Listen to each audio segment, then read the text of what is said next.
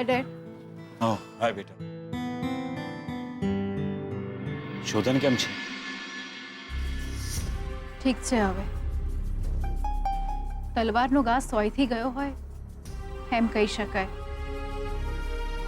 જો સ્વીટુએ એને સમયસર ન બચાવી લીધો હોત તો કંઈ પણ થઈ શકત.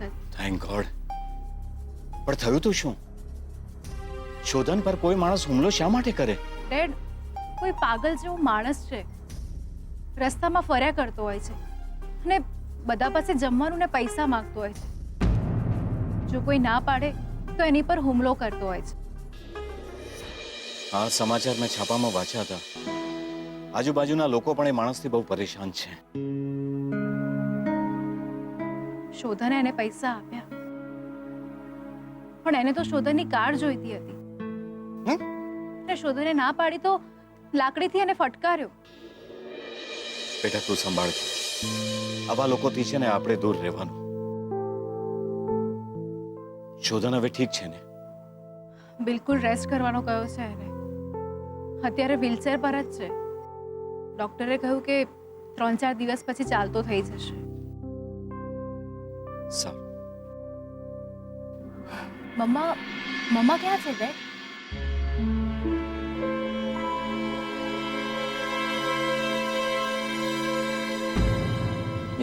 શોધન મહેતાના વકીલ છો તમે? હા. મારે ખાલી એટલું જ જાણવું છે કે શોધન મહેતાની સાથે કાલે તમે કોર્ટમાં હતા. શોધન મહેતાનો કયો કેસ લડી રહ્યા છો તમે? આવો બેસો. No thanks. શું નામ છે તમારું? મારું નામ જાણવાથી મારો સવાલ નહીં બદલાઈ જાય. ઓહ, વકીલ છો તમે? પૈસાદાર છો. શોધન મહેતા એનો કેસ લડવાની જેટલી ફી તમને આપે છે ને એના 10 ગણા રૂપિયા આપીશું તમને. મારે ખાલી એટલું જાણવું છે કે શોધન મહેતાનો કયો કેસ ચાલી રહ્યો છે? કાલે તમે એની સાથે કોર્ટમાં હતા ને? જો બેન, હું તમને ઓળખતો નથી અને આમ પણ હું મારા ક્લાયન્ટની કોઈ પણ વિગત કોઈને ના આપી શકું. વિચારી લેજો.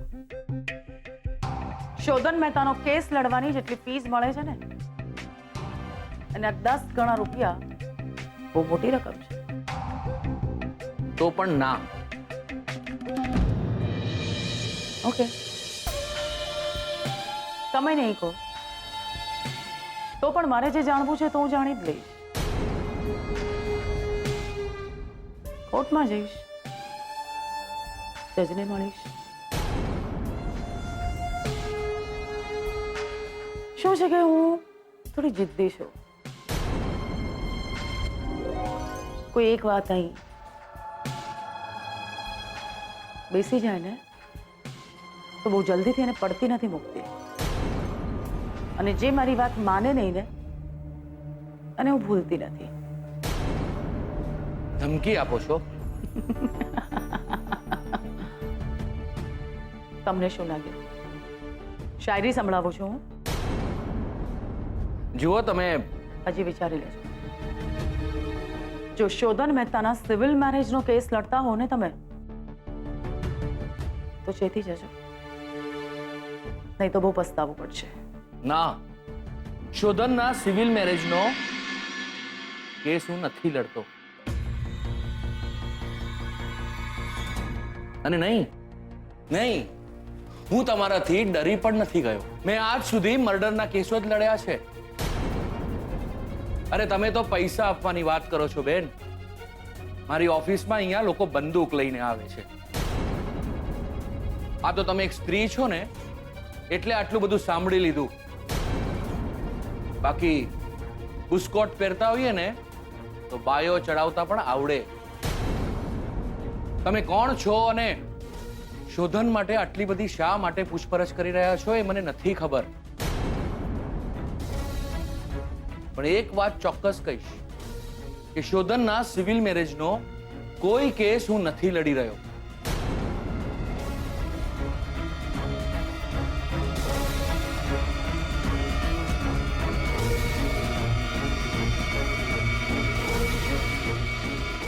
Thank you.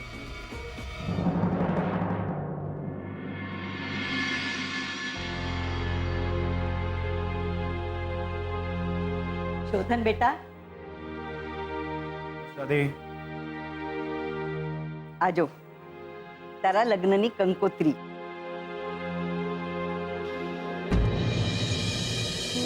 અમે તો ક્યારની તૈયારીઓ શરૂ કરી દીધી હતી. ગમી બેટા?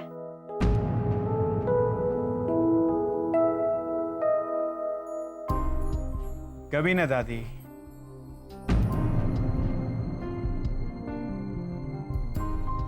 કેમ ના ગમે? બહુ જ સરસ છે. તો અહીંયા નહોતો ને ત્યારે ડિઝાઇન પસંદ કરીને છપાવવા પણ આપી દીધી. ગુડ. તમે તમારી કંકોત્રી ના બતાવી મને?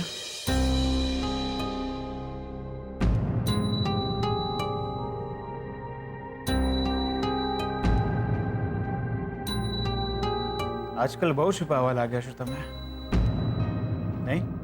એમાં છુપાવાનું શું દિયોર? એટલે તારી કંકોત્રીમાં તારું નામ છે, અમારી કંકોત્રીમાં અમારું નામ છે. કંકોત્રી કંકોત્રી હોય બકા. મારે તમારા નામ જ જોવા હતા.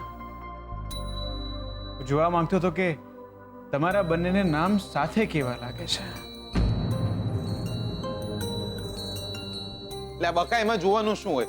દિયોર અમને બંનેને સાથે જોઈ લે. કંકોત્રીમાં અમારા નામ બી અમારા જેવા જ લાગે છે.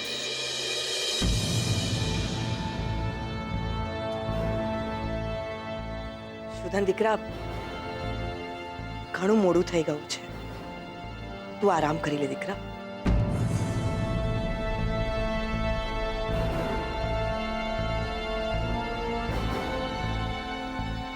યા મોમ, ઘણું મોડું થઈ ગયું છે.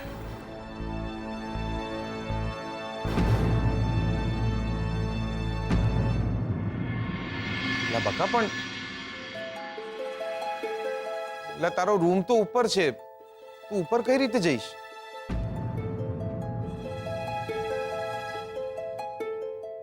હા, આટલા પગથિયા. હું જતો રહીશ મોમ. ના ના,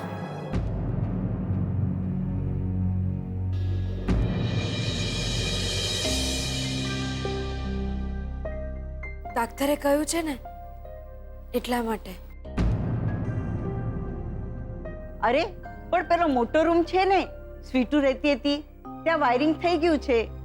ત્યાં રહેજે, 2-3 દિવસની તો વાત છે. હા, તને તકલીફ પણ ઓછી પડશે. એ મોમ, પણ એ રૂમ તો હા, શોર્ટ સર્કિટના લીધે લાઇટ્સ બંધ થઈ ગઈ હતી, પણ હવે રિપેર થઈ ગયું છે. ઠીક છે, હું ત્યાં જ રહીશ. લા ઉભો રે, તું શું કામ? હું છું ને.